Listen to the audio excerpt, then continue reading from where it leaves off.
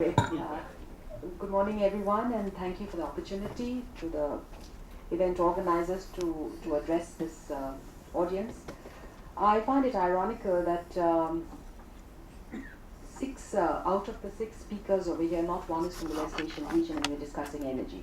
But then maybe this is a sign of whether the market is turning into a buyer's market rather from a seller's market.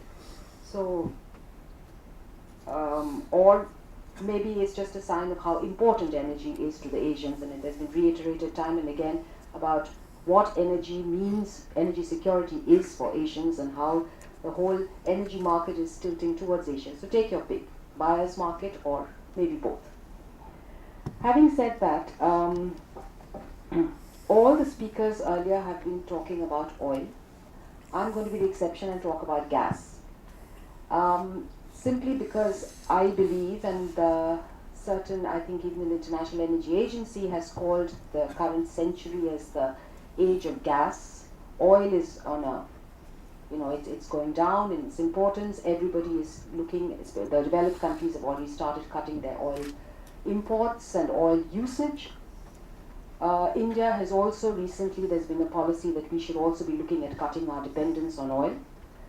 Renewables is really where everybody is looking at. It's already been mentioned, but I think when you look at the overall basket of every Asian consumer, especially when you see that, you will find that however much we try, renewables is going to still take a very, very long time to really make an impact amongst all our in the energy basket of Asian countries, especially the emerging economies, including China, India, Korea, Japan.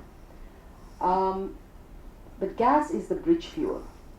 And there are several reasons why gas is a bridge fuel. It's extremely versatile. It can be used for both transportation and power sector and industry and every other, it's a very, very versatile fuel. So it is gaining in importance. And when you look at international data, you find that gas is the fastest growing fuel amongst all the fossil fuels. I'm not talking in terms of overall energy, but amongst the fossil fuels, it's the largest because of it's cleaner than oil and coal, and therefore it is considered the bridge fuel until renewables perhaps or cleaner energy sources can become really make a real dent in the overall energy use of the world. Now I just put that over there and say why we should be looking at gas increasingly. Now the Gulf, my second point is the Gulf region. The entire WANA region, West Asia, North Africa region, or the MENA region as you would prefer to call it, is synonymous with oil. But just like this panel, the top 10 producers of gas in the world, 5 of them are from the Middle East, 50% are from the Middle East. And about 43, the data sometimes differs depending on which data you're looking at, 43 to 47% of global gas reserves come from that region. So it's a huge reservoir of gas.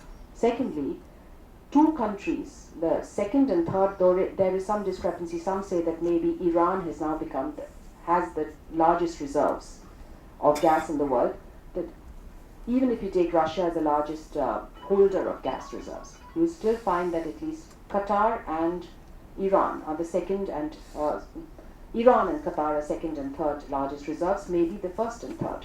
Qatar is the largest LNG exporter in the world.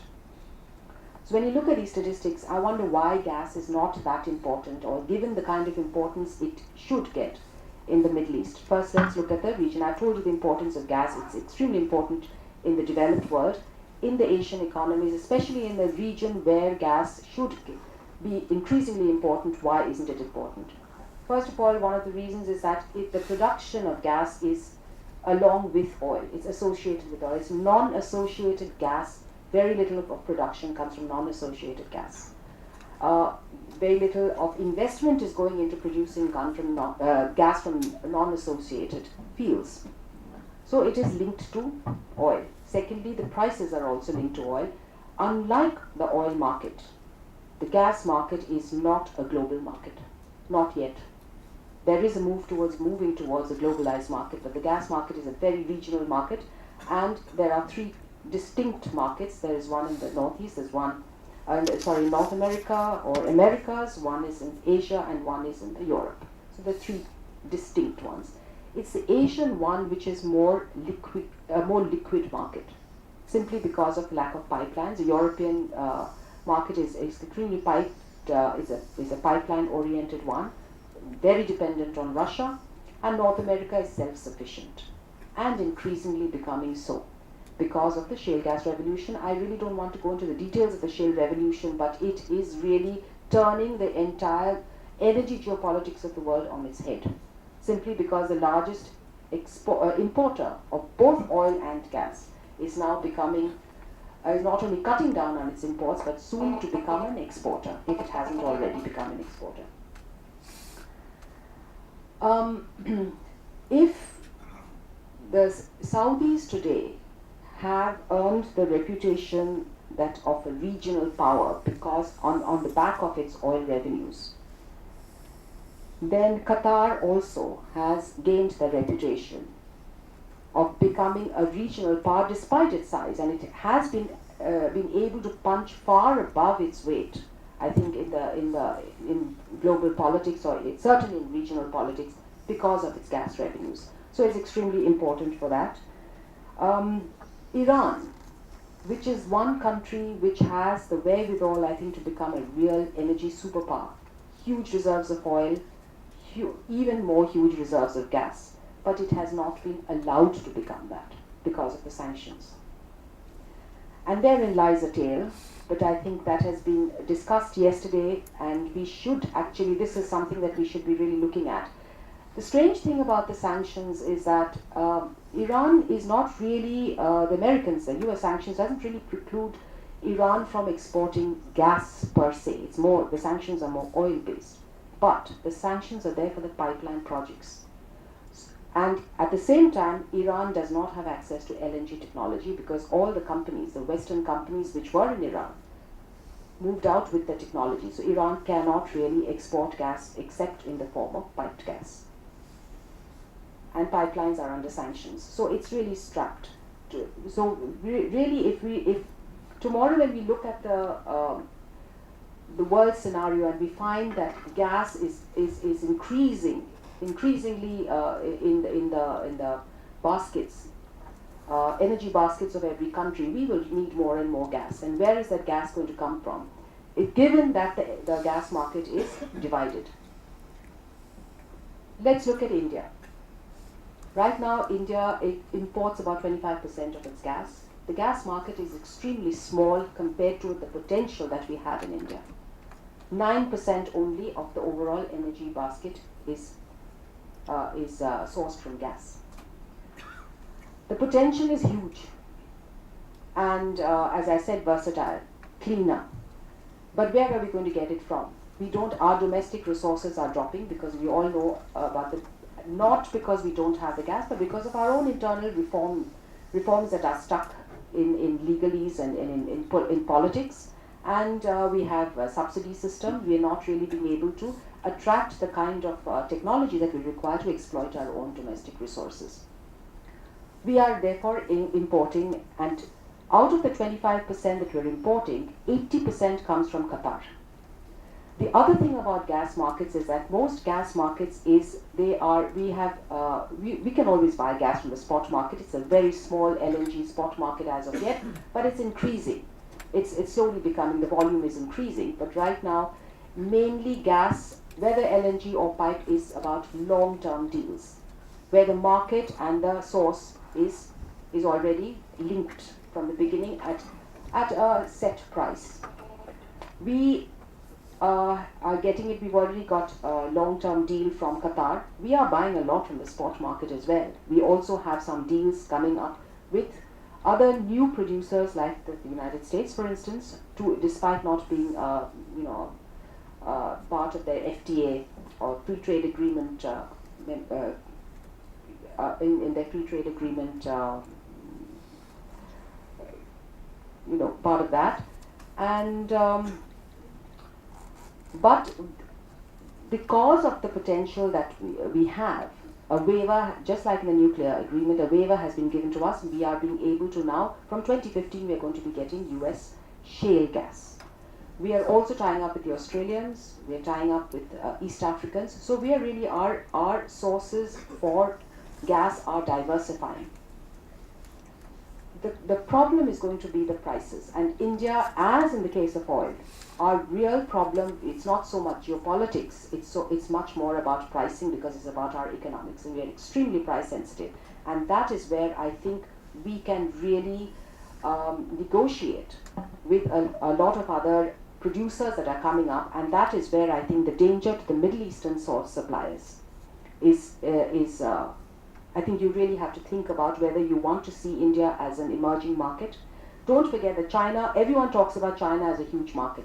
Tomorrow when China gets the shale technology, gets access to shale technology, they have the largest reserves of shale gas. They are not going to be needing so much of gas. Oil is something else, but shale is something, so India really is the market that one has to be looking for. Yet we have got no advantages.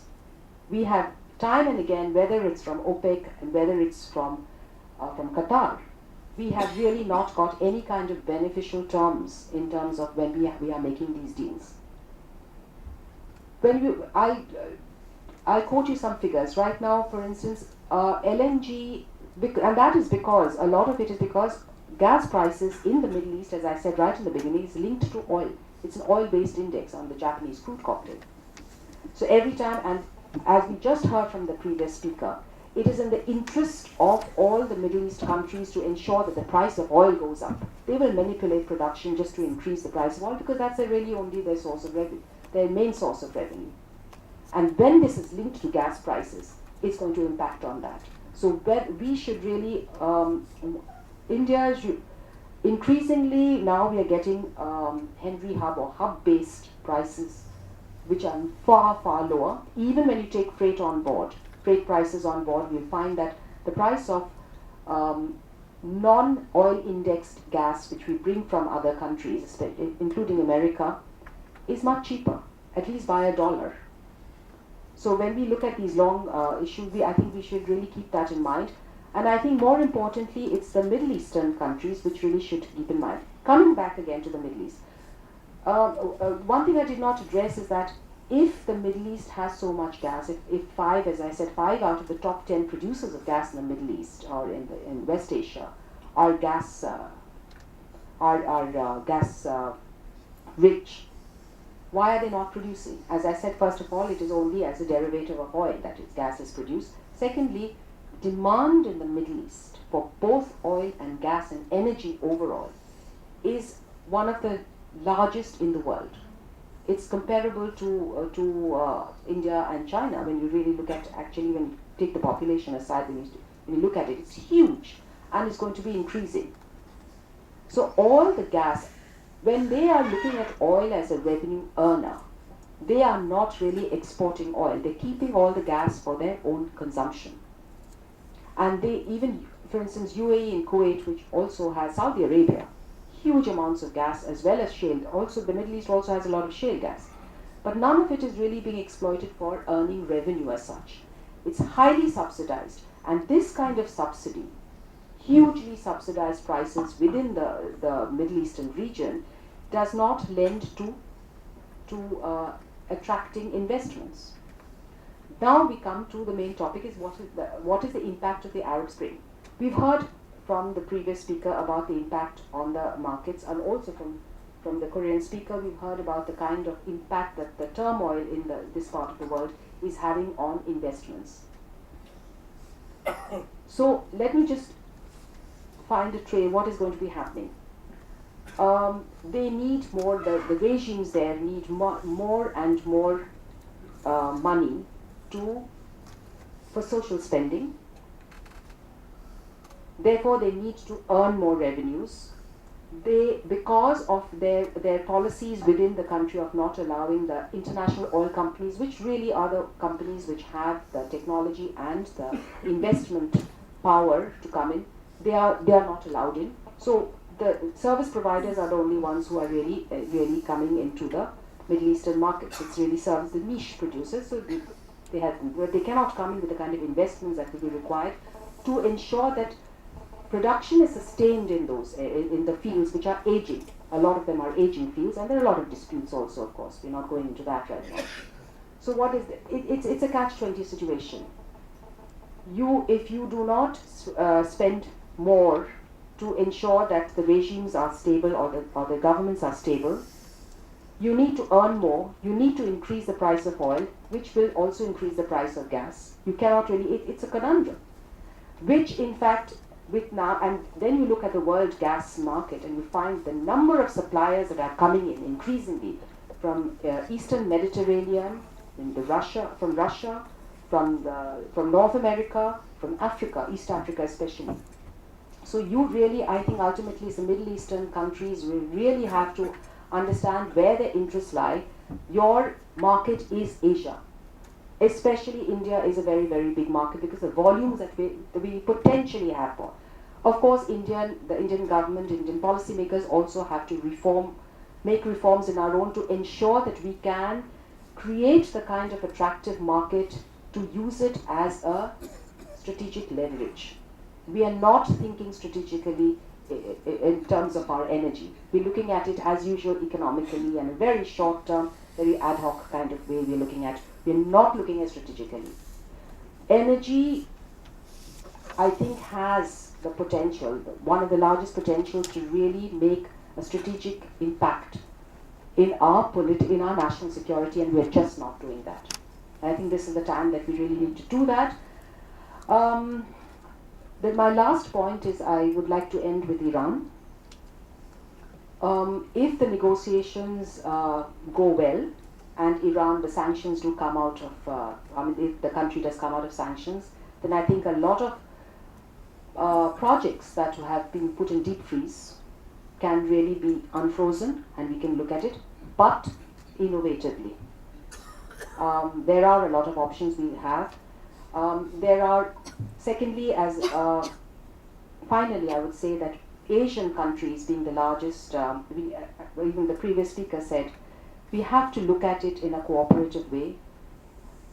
There is not, at one point around 2005, 2007, there was talk of a gas cartel emerging, with Iran, Qatar and Russia really looking at the possibility of creating an OPEC-like cartel, and there is a GECF, gas exporter cartel group is there, but it really hasn't really taken on the kind of ominous kind of stature as OPEC has or had. But the possibility is always there in the future, and I think it's a nascent market. The Asian gas market is nascent. We really need to come in now, at this point, I think, to set the trend about how India first from a national point of view, and then from a regional perspective. And the Asian, we can even look at consortium-based gas kind of creating a consortium of gas buyers, maybe, to look at some pricing issues. And I think it's very easy to say we can try to really go along with those people who are really trying to turn the gas market into a globalized market from a regional based market. But I don't think we know the devil really lies in the details. It all will depend on whether it is going to be in our interest to de-link prices from oil. Certainly not go with the Henry Hub kind of pricing, because that's really the freight charges there. Maybe we could look at an Asian hub-based pricing. I think one really should need to look at that. That might be proven advantage for everyone. Thank you, I'll end here.